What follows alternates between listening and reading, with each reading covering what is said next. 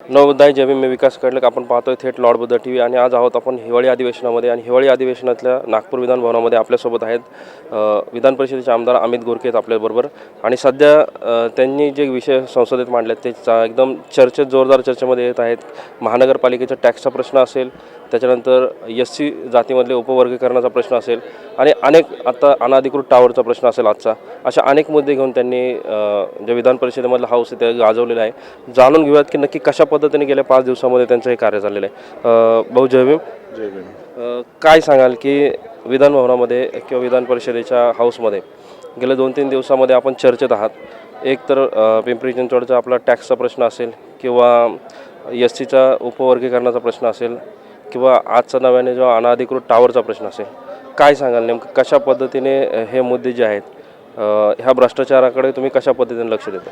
हे खरं तर मी राहत असलेले आणि माझा मतदारसंघ असलेल्या पिंपरी चिंचवड शहरामध्ये आज ज्या पद्धतीनं टॅक्स कर संकलित करण्यात आलं आणि थोडंसं चुकीच्या पद्धतीनं करण्यात आलं, त्या ठिकाणी एका संस्थेला काम देण्यात आलं होतं आणि 3-3.5 लाखापेक्षा जास्त लोकांची कर आकारणी त्या ठिकाणी करण्यात आली आणि चुकीच्या पद्धतीने करण्यात आली आणि ड्रोनद्वारे सर्वेक्षण करण्यात आलं।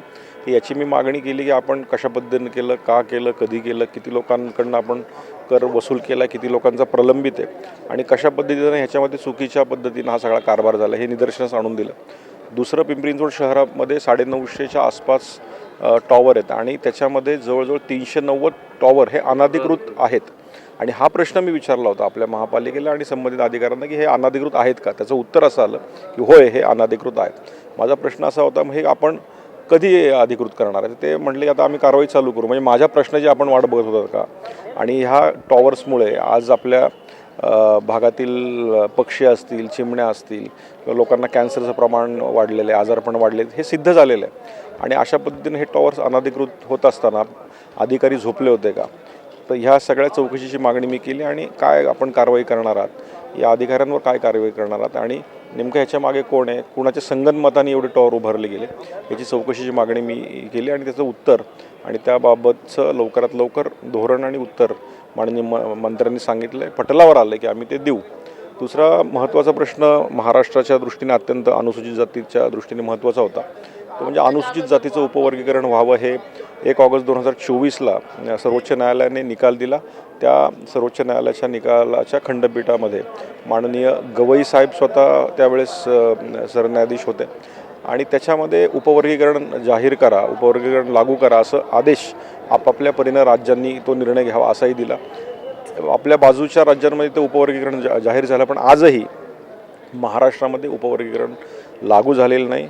अनेक 59 जातींमधल्या अनेक समाजाचे प्रतिनिधी मला येऊन भेटत आहेत, आंदोलनं चालू आहेत, महाराष्ट्रभर आंदोलन चालू आहेत आणि हे आंदोलनं करत असताना आज हे उपवर्गीकरण जाहीर करावं, तोही लक्षवेधीद्वारे मी हा मुद्दा त्या ठिकाणी मांडलेला आहे। भाऊ, उपवर्गीकरणाचा जर विषय बघितला आपण तर उपवर्गीकरणामध्ये एससीच्या ज्या 56 जाती मोडतात, 59 आत्ताच्या नव्याने याच्यात जर आपण पाहिलं तर त्याच्यामध्ये जे काही आताच्या ज्या प्रगत जाती आहेत म्हणजे त्याच्यामधल्या त्यांचा याला विरोध नाही का? कारण आपण पाहतोय की ज्या 56 जाती एस सीमध्ये ते कुठेतरी एकत्र आलेले आहेत, त्यांच्यामध्ये जातीभेद निर्माण नाही होणार का याच्यात? नाही, जातीभेदाचा विषय नाही। डॉक्टर बाबासाहेब आंबेडकरांनी ज्यावेळेस समानता यावी म्हणून खऱ्या अर्थाने सगळ्या वंचित घटकांना हे आरक्षण दिलं।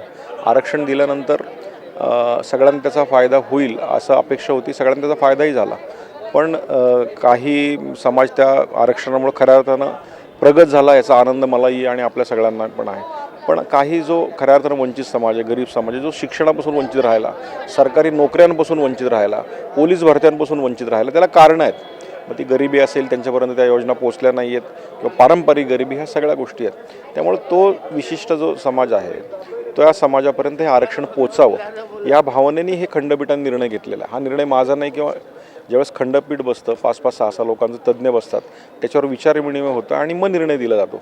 त्यामुळं हा निर्णय जो आहे खंडपीठाचा निर्णय आणि तो निर्णय देत असताना आज त्या ठिकाणी त्यांचा संपूर्ण अभ्यास झाला आणि अभ्यासामध्ये निदर्शनास आलं की खऱ्या अर्थानं सगळ्यांना समानता आली पाहिजे आणि फक्त महाराष्ट्रच नाही तर इतर राज्यात लागू झालं आणि त्या प्रकारे काम चालू आहे। त्यामुळे मला नाही असं वाटत की आपण खरं तर भारतात राहतो आणि हा आपला सार्वभौम देश आहे आणि प्रत्येकाला वाटतं की गरिबाला चादर मिळाली पाहिजे, गरिबाला घर मिळालं पाहिजे, गरिबाला अन्न मिळालं पाहिजे।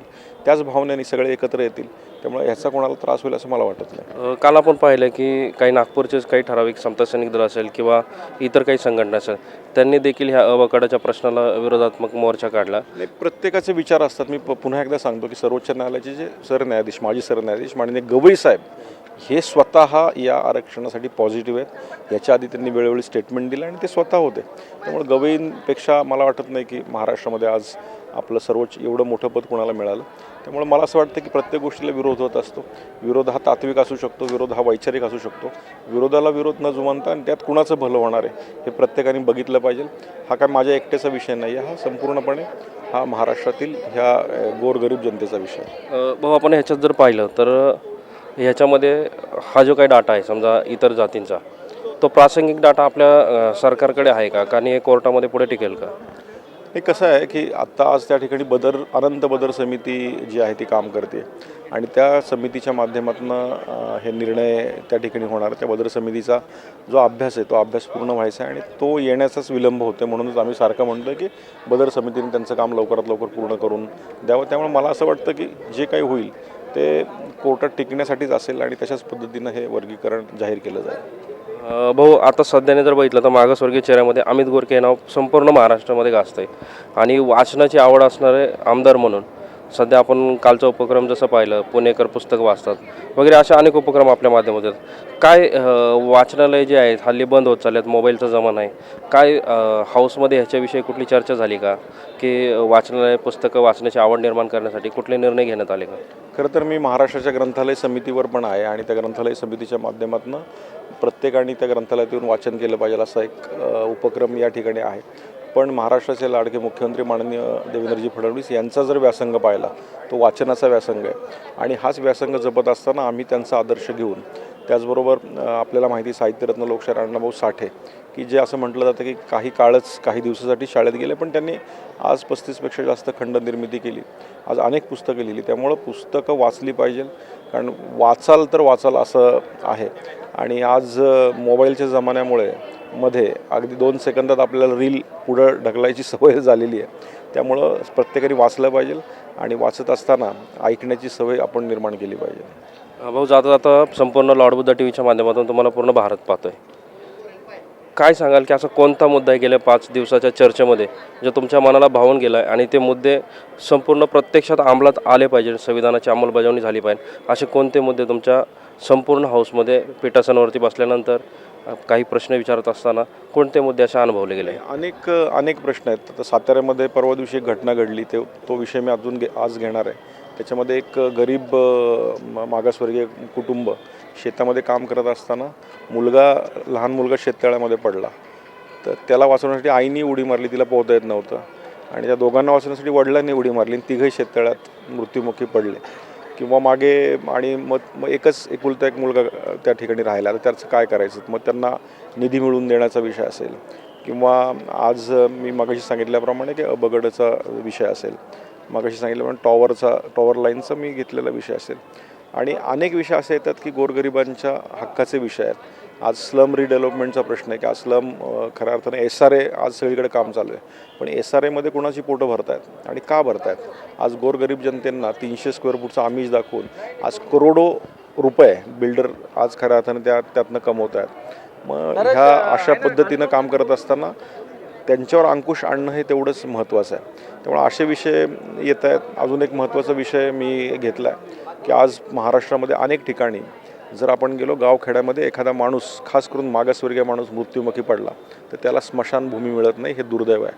आणि आजही आपण ह्या आपल्या महाराष्ट्रामध्ये अशा प्रकारच्या घटना घडत आहेत, त्या लाजिरवाण्या आहेत. ह्याला राजकारण न करता सर्वांनी एकत्र येऊन अशा गोष्टींना खऱ्या अर्थानं थारा दिला नाही पाहिजे.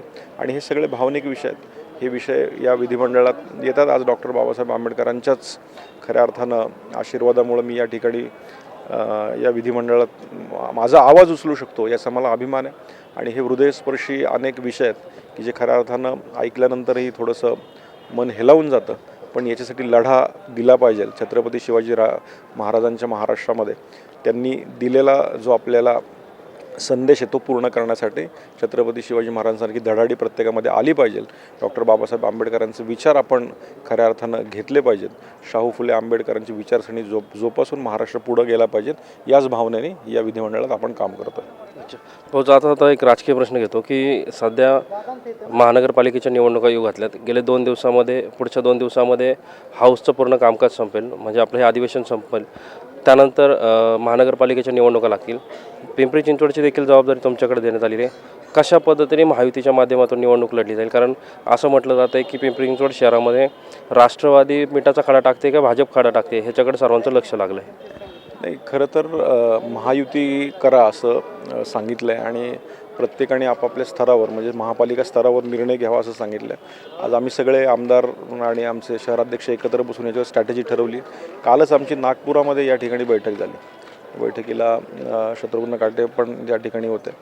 या भागातील सगळं आमदार एकत्र बसून त्याच्यावर स्ट्रॅटेजी ठरवली. येणाऱ्या 2-3 दिवसामध्ये महापालिकेमध्ये पिंपरी चिंचवड शहरात गेल्यानंतर 800पेक्षा जास्त फॉर्म आज BJPकडे आलेले आहेत आणि त्यांचं इंटरव्ह्यू प्रोसेस असेल आणि स्ट्रॅटेजी करून आज त्या ठिकाणी आमची सत्ता आणि 100+ नारा आम्ही दिलेला आहे आणि तो 100% आमचे माननीय मुख्यमंत्री देवेंद्रजी फडणवीस यांना बघून आणि माननीय मोदीजींचे विचार सगळ्यांना पटलेले आहेत. या दोन्ही आमच्या नेत्यांच्या मार्गदर्शनाखाली नक्कीच पिंपरी चिंचवड महानगरपालिका 100 पार करेल असं मला खात्रीने वाटतं. नक्कीच आपण पाहिले की आपल्यासोबत अमित गोरके होते आणि त्यांनी स्पष्ट सांगितलं आहे की अनेक मुद्दे असतील, मग जातीयतेचे, स्मशानभूमीचे मुद्दे असतील, अनधिकृत टावर लाईनचे मुद्दे असतील, वेगवेगळे मुद्दे असतील, ह्या सर्व मुद्द्यांकडे त्यांनी लक्ष घातलेलं आहे. आपण पुन्हा एकदा त्यांच्याशी पूर्ण अधिवेशन संपल्यानंतर देखील चर्चा करणार आहोत. तुर्तास मी या ठिकाणी विराम घेतो. मी विकास कडलक, कॅमेरामॅन जीवनेसह लॉर्ड बुद्धा TV. आप देख रहे हैं लॉर्ड बुद्धा TV.